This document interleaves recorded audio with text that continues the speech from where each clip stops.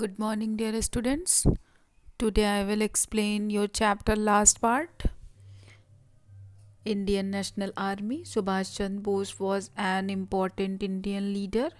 Indian National Army की meaning होती है बच्चों भारतीय राष्ट्रीय सेना. Subhash Chandra Bose was an important Indian leader. Subhash Chandra Bose एक महत्वपूर्ण भारतीय नेता थे. He was the president of the Congress in 1938 and 1939. वह जो थे 1938 और 1939 में कांग्रेस के जो है प्रेसिडेंट बने. ही believed that independence could only be achieved by fighting the British. उनका मानना था कि हमें जो है हम इंडिपेंडेंस तब बनेंगे जब हम जो है अंग्रेज़ों से लड़कर ही हमें विजय प्राप्त हो सकती है इन ब्रिटिशों से. He was arrested in 1940 but escaped from prison and reached Germany via Afghanistan. जो है इन्हें जो है 1940 में गिरफ्तार कर लिया गया था क्योंकि वे लेकिन ये क्या थे जेल से भाग गए और अफ़गानिस्तान होते हुए जो है ये जर्मनी पहुंच गए. Ras Bihari Bose and general Mohan Singh had set up the Indian National Army of Azad Hind Fauj in Japan. रस बिहारी बोस और जनरल मोहन सिंह ने जापान में इंडियन नेशनल आर्मी या कह सकते हैं आज़ाद हिंद फौज की स्थापना कर ली थी वहाँ पे. In 1973 he went to Singapore and reorganized the Indian National Army from among the Indian soldiers who had been taken prisoner by Japan to liberate India. 1973 में वो जो है सिंगापुर गए और वहाँ उन्होंने भारतीय सैनिकों में से भारतीय राष्ट्रीय सेना का पुनर्गठन किया जिन्हें जापान में भारत को आज़ाद कराने के लिए जो है बंदी बना लिया गया था.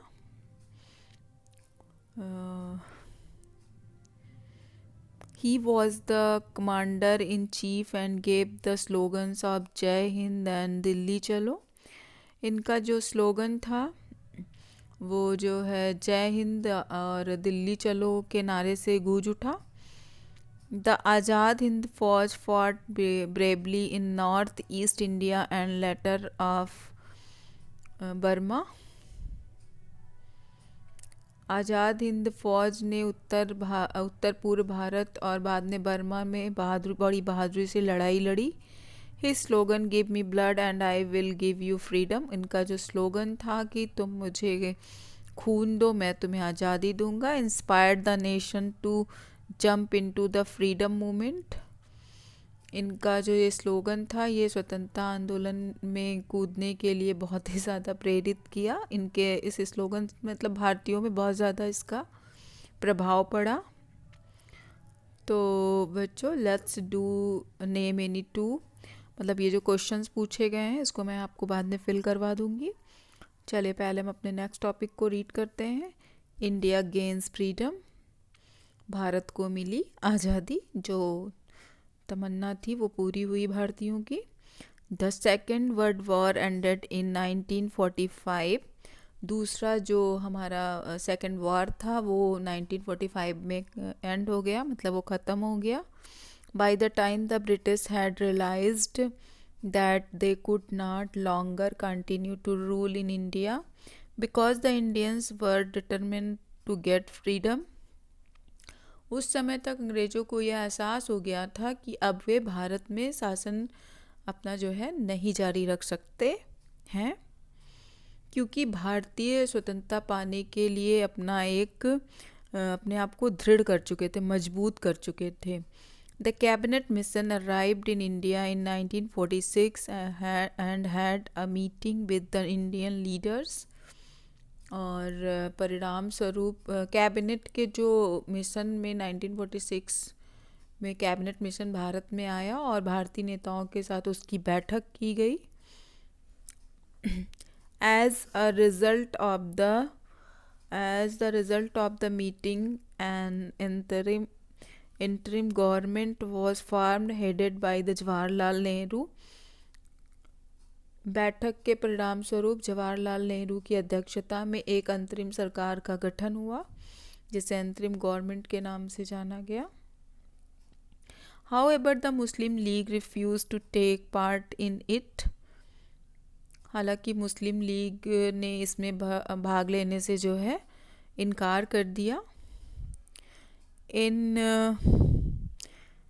instigated a lot of violence and demanded the creation of Pakistan, a separate country for the Muslims. इसने जो है बहुत सारी हिंसा को भड़काया और मुसलमानों के लिए एक अलग देश मतलब पाकिस्तान बनाने की मांग की। On 15 August 1947 India become a free country. और जो है 15 अगस्त 1947 को भारत एक स्वतंत्र देश बना। However India was divided into 2 countries, India and Pakistan. इसका परिणाम ये हुआ कि भारत 2 भागों में विभाजित हो गया, Bharat and Pakistan. The joy of independence was greatly hurt by the pain of partition. आज़ादी की खुशी के साथ साथ बंटवारे का दर्द भी था। Pandit Jawaharlal Nehru became the first prime minister and doctor Rajendra Prasad became the first president of independent India. और पंडित जवाहरलाल नेहरू पहले प्रधानमंत्री और डॉक्टर राजेंद्र प्रसाद स्वतंत्र भारत के पहले राष्ट्रपति बने। The people of India established a democratic government secular in nature where people of all religions can live freely and with equality. और भारत के लोगों ने एक लोकतांत्रिक यानी सरकार की स्थापना की और प्रकृति में एक धर्मनिरपेक्ष जहां सभी धर्मों के लोग स्वतंत्र रूप से और समानता के अधिकार के साथ रह सकते हैं, एक ऐसे भारत का आविष्कार किया। तो बच्चों ये जो आपका चैप्टर 16 था, आज इसकी एक्सप्लेनेशन कंप्लीट हो गई है। आप इसको अच्छे से समझ लीजिए। जो भी प्रॉब्लम हो आप उस पर मुझसे डिस्कस कर सकते हैं। अब मैं कल इसकी एक्सरसाइज कंप्लीट करवाऊँगी। Thank you class.